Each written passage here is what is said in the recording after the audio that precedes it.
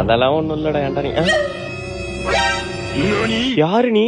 நான் தான் zombie. C பியா நீ? நாத்தம். ஏய் பீ இல்ல ஜாம்பி. நான் கடிச்சா நீ ஜாம்பியா மாறிடுவ. ஜாம்பியா மாறிடுவனா? ஆமாண்டா. இப்ப பாரு உன்னை கடிக்க. ஆபியம்